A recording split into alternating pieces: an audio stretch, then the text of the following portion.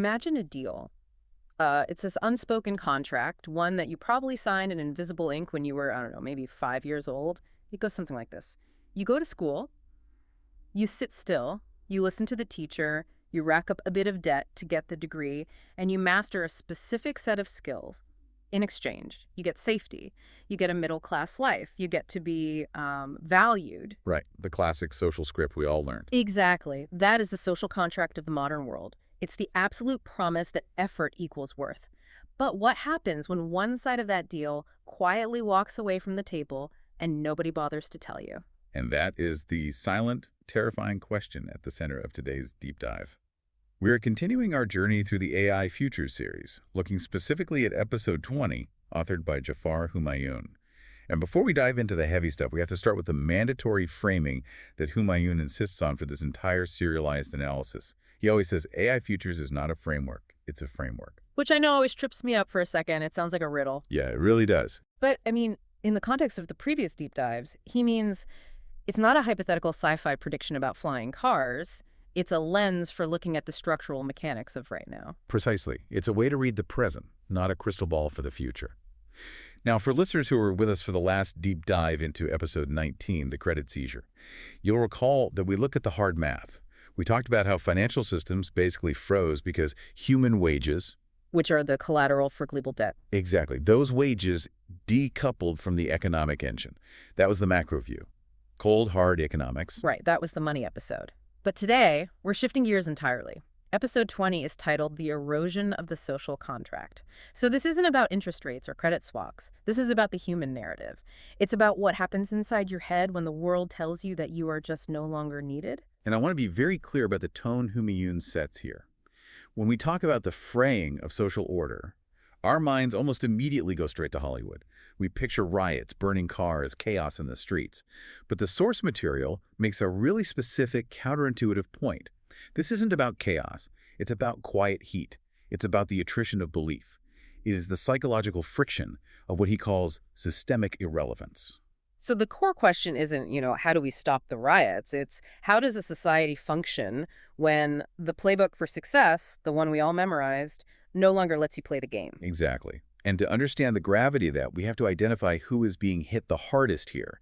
We aren't talking about the reckless risk takers or the people who actively opted out of the system. Yeah. We're talking about what Humayun defines as the compliant class. The compliant class. Let's unpack that term because it feels incredibly loaded. It sounds like most of the people listening to this. It sounds like me. It likely is you.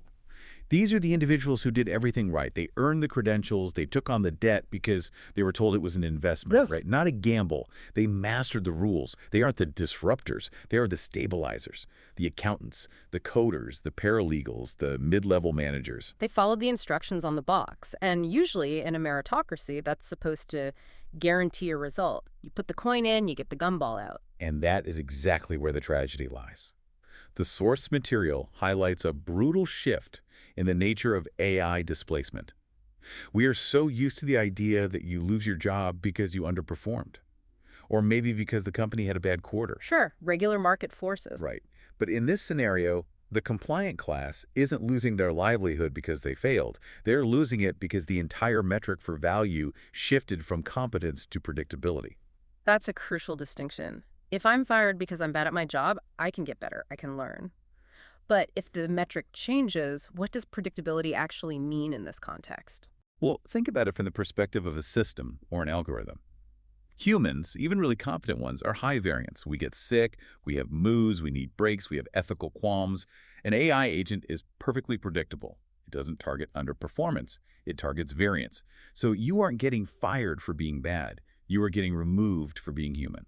Wow. So you aren't just unemployed. You are, to use Humayun's term from the text, overwritten. Overwritten. That is the visceral term the source uses. There is a massive functional difference between being underqualified and being overwritten. If you're underqualified, you take a course. You try harder, there's agency there. But if you are overwritten, your very utility has been bypassed by code. It's not that you aren't good at chess. It's that the economy decided it doesn't want to play chess anymore. It just wants to simulate the winner. It feels like showing up to a marathon you trained for your whole life, and at the starting line, everyone just gets in an Uber, you're standing there in your running shoes, ready to go, and the system is just moving past you. That is a very apt analogy. And this leads to what the source calls identity and validation. You have to remember, for the compliant class, their job isn't just a paycheck, it's their identity. When that resume you polished for a decade starts collecting dust and your applications vanish into the void with zero response, it's not just a loss of income, it is the invalidation of your professional self. You are holding a rule book that no longer applies to the reality on the ground. It's the silence that differentiates this from other crises, right? It's not a boss yelling you're fired, it's just nothing. The source makes a really big deal about the difference between poverty and irrelevance. Historically, poverty is terrible, we know this, but functionally, how is irrelevance worse for the social fabric? This is one of the most insightful parts of the text. Historically, poverty think the Great Depression was often a shared hardship. You could look at your neighbor and say, we are all in the mud together. Paradoxically, that can unify a population.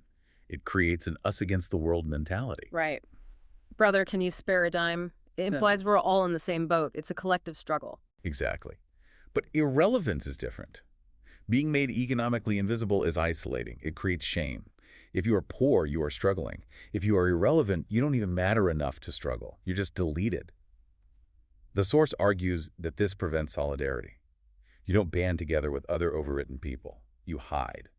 Humayun traces the timeline of this feeling, and it's haunting because it's so relatable. It doesn't start with anger. It starts with quiet exits. Yes. Phase 1 is the silent departure. Yeah. You stop posting on LinkedIn because you have no updates. You stop going to happy hours because you can't answer the questions, what do you do? Yeah. Your savings drain away, and you don't make a scene. You just fade. It's a total withdrawal from the public square. But you can't fade forever. Eventually, that confusion turns into something else. Right. Phase 2 is the murmurs. This is the internal questioning of fairness. Why did I follow the rules? Why did I go into debt for this degree if the machine can do it better? And that inevitably leads to phase 3, which is emotional recoil. Now, is this where people become radicals? Do they start burning things down? Because that's usually where these stories go in the media. See, that's the assumption we always make. But Humayun says, no, not necessarily. This isn't about becoming an anarchist or an ideologue. It is a structural response to being ghosted by the economic system. Ghosted really is the perfect word. It's like a bad breakup. But the other person is the entire global economy. You keep texting, hey, I have skills, I'm useful, and the economy just leaves you on read. And that feeling, that humiliation is dangerous. The source argues we need to reframe our understanding of rage. We expect explosions. But this rage is repressed, it's deferred. It is the friction of an expectation mismatch. You expected the deal to hold, it didn't. And that friction builds up heat over time, like a battery that's about to burst but looks totally normal on the outside. So while this pressure cooker is building up in the compliant class, what are the people in charge doing? The government, the institutions, the HR departments, are they just ignoring it? It's almost worse than ignoring it. They are operating in a completely different time zone. Humayun calls this institutional lag, or the clock speed disconnect. Clock speed, like a computer processor. So we have two different operating speeds colliding. Exactly. Think about policy speed. How does a government solve a problem? Committees, white papers, budgets, relief checks, debates, public comment periods. A retraining program or an upskilling platform takes 2 years to design and another 2 to roll out. Which sounds reasonable in a normal world. That's how democracy is supposed to work, deliberation. In a normal world, yes. But compare that to token speed. That is the speed at which structural displacement happens in an AI economy. It happens in real time.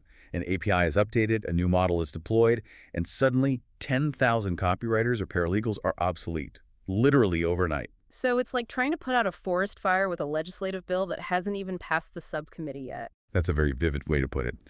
And this creates the perception gap. This is crucial for the listener to grasp.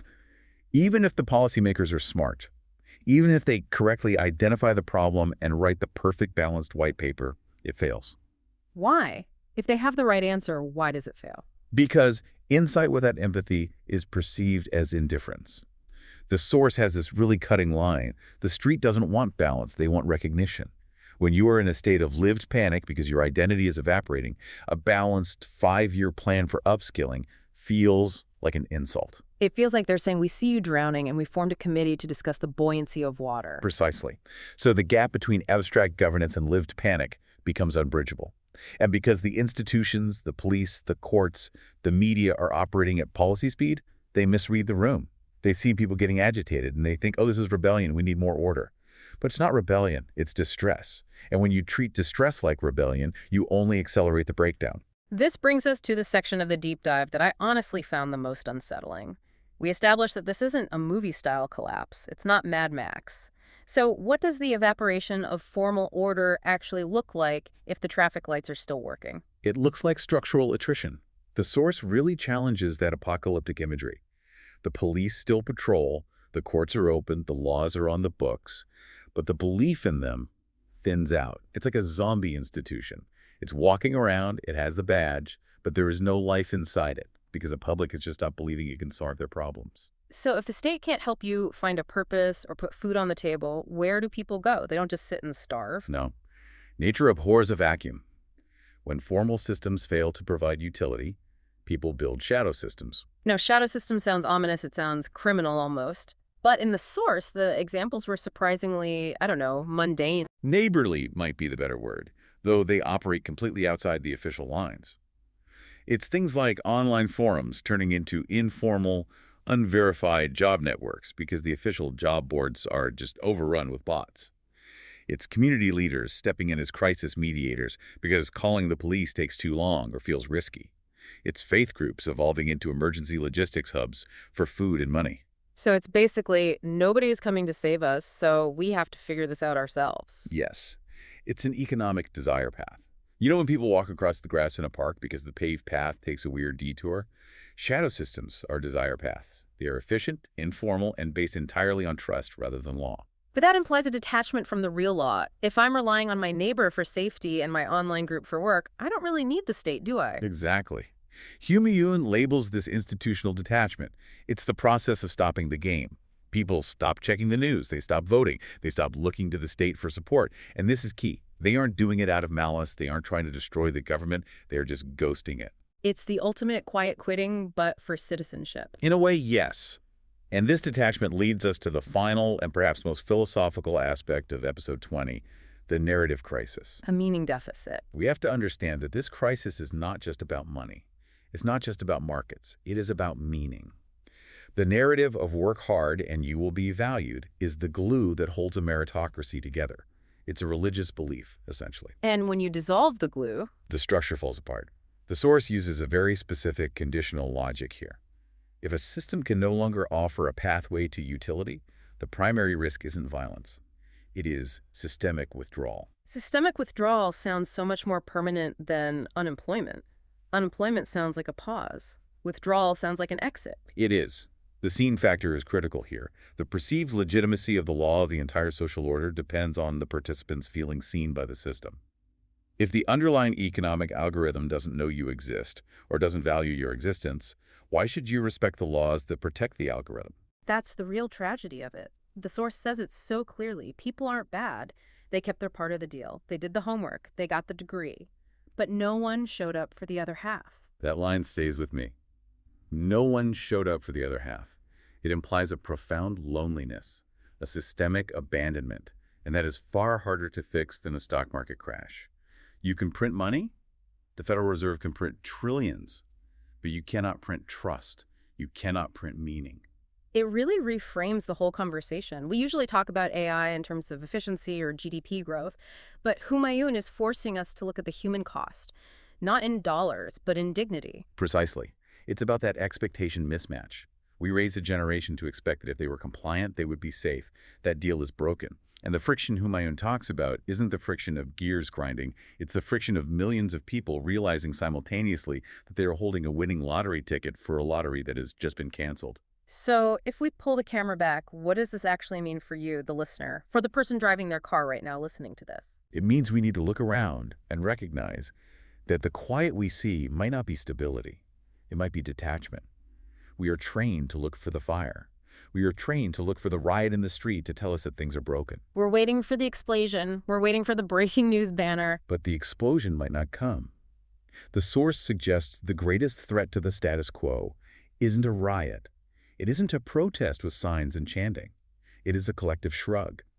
It is a detachment from a game that no longer allows you to win.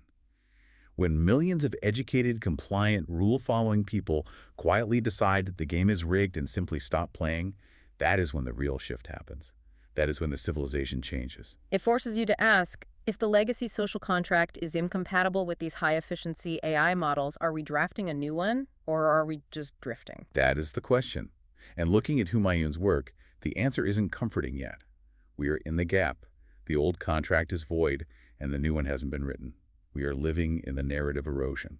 That is a heavy, heavy thought to leave you with. But we aren't done with the AI Future series yet. We are just getting started on the implications of this shift. Indeed. We have to look at how nations react when they realize this civic detachment is happening. Because when the state realizes people are walking away, it usually tries to pull them back. And that leads us directly to the next installment. Next time we are diving into episode 21. It's titled, The Band That Burned the Bridge. And I've got a quote here from the preview that honestly gave me chills. Protectionism isn't a solution, it's a confession. That is going to be a fascinating discussion on how nations try and inevitably fail to wall themselves off from this change using laws to stop code. I cannot wait to unpack that. Until then, keep your eyes open, stay tuned, Stay curious. stay systemic.